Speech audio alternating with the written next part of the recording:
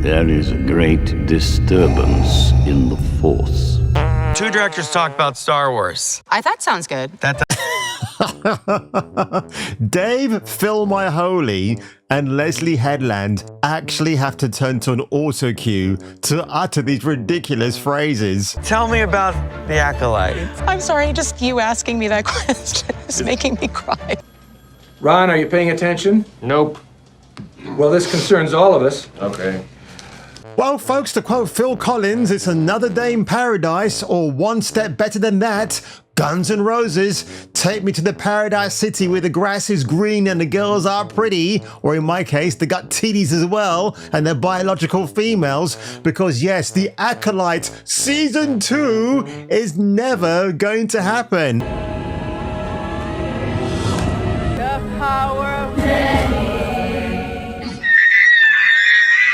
And I actually do believe that the success of the R-rated Deadpool and Wolverine might have something to do with that, because given how it's made over $1 billion in a short space of time, and now it's caused Kevin Feige to rethink what's going to be released in future. What I've actually heard on other YouTube channels, it's all about quality more than quantity, yet we've got Agatha Harkness, a new TV show featuring a witch that we don't care about, is going to be on Disney streaming platform very soon. And I guess the audience for that will be absolutely zero, because nobody cares about the Marvel output now. Even Daredevil Reborn, I'm not holding out much hope for that, because you're bringing back in John Bernthal's The Punisher, and again, a much divisive character where it comes to the wokey dokies out there saying Frank Castle is too problematic, even though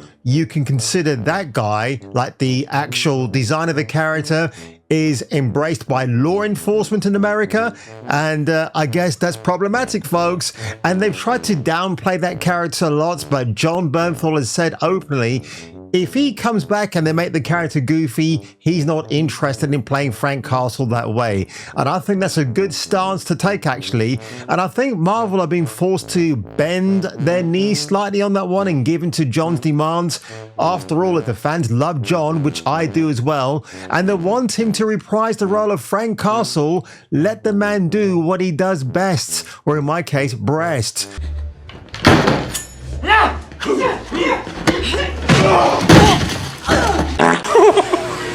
But the Acolyte Season 2 not getting renewed, and we've got one more season of Andor coming up. I can't wait to see what happens. Well, space fans, exciting news, huh? And there's even more in part 2. On today's episode of Kung Fu Hot Dog. Okay, you can come. Are you coming? Kind of busy right now. And I'm coming for it, Ken. I'm coming for the fucking money, you piece of shit. I'm like getting the feeling of coming in the gym. I'm getting the feeling of coming at home. I'm getting the feeling. In the ass end of space, even aliens watch Jason King with Kung Fu Hot Dog. This is the greatest show I've seen in my life. Duke Nukem likes this guy.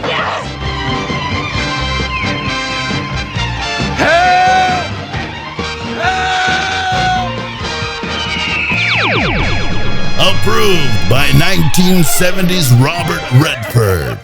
When the first 2 episodes of The Acolyte dropped, 4.8 million viewers, which is not a lot, really, when you consider the whole series cost $180 million to put together, or should I say cobble together. What's even more astounding, Leslie Headland apparently had an idea to involve the Sith instead of the space witches, but apparently Lucasfilm were too scared to go ahead with that idea. They weren't too scared. What it was, Kathleen Kennedy had a stranglecord ready, and basically she was saying, if you defy my orders, I'm going to perform my own 666 on you right now. So they were obviously scared in their britches for that. Again, don't even tell me Kathleen Kennedy is an all-time great producer. I know Robert Meyer Burnett always sings her praises, but when you think about who assembled the original Indiana Jones films together, I'm talking about the only 3 you should ever care about. It's Steven Spielberg and George Lucas. They wanted their own periodic James Bond type of adventurer. And Kathleen Kennedy just stood back, watched actual filmmakers crafting a movie together while bringing the occasional cup of coffee and script changes to Steven Spielberg and George Lucas. That's her contribution. So don't start telling me, oh yeah, she's an all-time great female producer. No, Gail Ann Hurd, who by the way is still an absolute fox at her age, has way more mileage than Kathleen Kennedy can ever hope for. So Matt McGloin at Cosmic Book News has reported conversations he has had with people at the recent con event where Waika or Taika Waititi's so-called forthcoming Star Wars film has been scrapped. Leslie Headland apparently has been removed from Lucasfilm. I hope that is actually true because nobody's going to miss her, right? She's got a nice payday from Disney so she can go with her wife and live happily ever after and raise a litter of kittens. And now when you add on top of that, folks, that Disney might be doing a bit of a tax write-off on the Acolyte Season 1. I don't know if it still appears on Disney Stream Plus viewing content because I don't own or subscribe that platform. But even more nefarious, and I saw this on Star Wars Theories channel a few days ago, where in the merch shop, if you're looking for anything Acolyte related, it's all been removed. Before it was absolutely there. Now you need to be Sherlock Holmes with the biggest pair of magnifying glasses you can find. And yeah, you probably won't even be able to turn up a needle in a haystack. So I think that's quite telling. It's like they almost want to reset the Star Wars universe again. Listen, I've always said when Star Wars was sold to Disney, it was never ever a great idea. I always knew I saw the writing on the wall, to quote Desmond Llewellyn from GoldenEye, because honestly, who thought Disney might do some justice to Star Wars when Kathleen Kennedy lied to fans at a convention a long time ago that Star Wars 1313, that video game, has not been forgotten about and will be talked about more in the future. And what happened? It vanished into outer space, never to be seen again. Also, the same Kathleen Kennedy who wrote off the Star Wars extended universe because going forward, anything Disney does is going to be their canon and only their canon that you should abide by. Today, I am proud to announce the Walt Disney Company is acquiring Lucasfilm, the global entertainment company founded by George Lucas and the home of the legendary Star Wars franchise. A despicable pervert. First arrested 5 years ago for making love to a fire hydrant. An additional charge was brought against Krugel for parking in front of it. But going back again to Deadpool and Wolverine, which has already surpassed many people's expectations.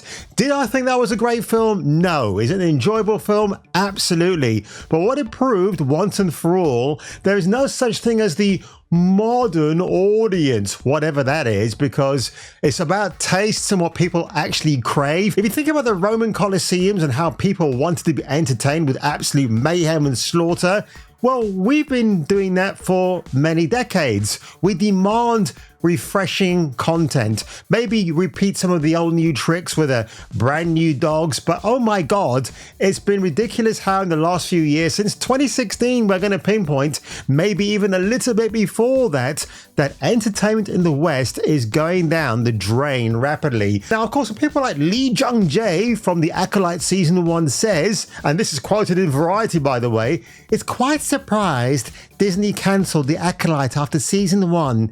I am hoping for changes in the future so we can get Season 2.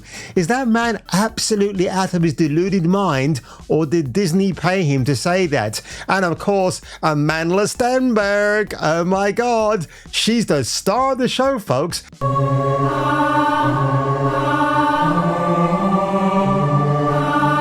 The same mixed-race woman who made that god-awful protest song calling you a racist when in fact she's of mixed heritage. She's got a white Danish father, for crying out loud. So if I was that dad, I would not be proud of that daughter right now and maybe divorce yourself of her, matey. Alrighty then. As a guy who has watched Star Wars from the very beginning, again, 1977, I was a wee little toddler and I was able to go to the cinema and watch that film. And I'll tell you this much, it changed my life forever. And of course, anything that came afterwards, after Oh, I don't know. After Return of the Jedi was a bit hit and miss for me. When The Phantom Menace came out, I was mildly excited. I did enjoy Attack of the Clones, and of course, Revenge of the Sith was pretty damn good. Those prequels certainly have their narrative issues, but give me those any day of the week over the garbage that is spewed out of the bottom hole of Kathleen Kennedy and her turn to ruin the franchise. All because she wants to make it female-centric, all because she wants to inject DEI and ESG into the proceedings, ignoring what fans want, which is actually a Star Wars experience. But instead, nope, she even gave us the Star Wars Star Cruiser, which was for me a bit of a signal boost on my channel. Maybe what, 3 years ago now? Oh my god, it's been that long. And rest in peace, Star Wars Star Cruiser. You've been absolutely wonderful for my well-being. For this special voyage, your ship will be piloted by the esteemed Captain Kevin, so you are in expertly capable hands.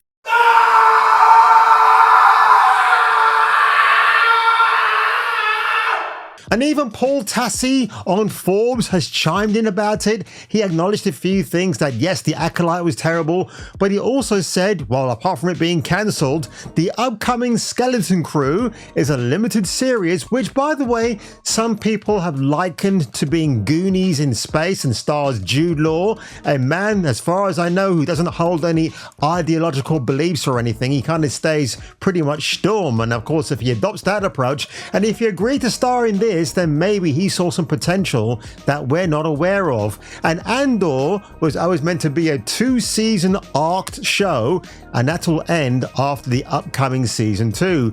And once again, ladies and gentlemen, I will get round to watching season 1 when time and health permits me. So again, Star Wars, this is a troubled franchise now. Under the bungling hands of Disney, it's turned into an absolute shit show. And people are rejoicing about the Acolyte season 2 not coming your way anytime soon. I think that can only be regarded as an absolute whew. We dodged another Kathleen Kennedy bullet right there. Kathleen Kennedy, the woman who probably has the worst halitosis in the world, and Frank Marshall, her husband, well, good luck every morning, sunshine, when you have to give her a kiss, because I wouldn't even do that for $1 million. And now, ladies and gentlemen, if you enjoyed this video today, come on, you know I was going to make a video eventually regarding the Acolyte and this wondrous news. I can see ticker tape all over me. Leave a like below, smash that subscribe button, and if I were you and if you were me, you might want to return for the next video. The power of one, the power of two, the power of many. Excuse me? I don't understand what you're saying. Tune in next time, Space Freaks, and hear your doobry go ping in the next gripping installment of Kung Fu Hot Dog. Ha ha ha!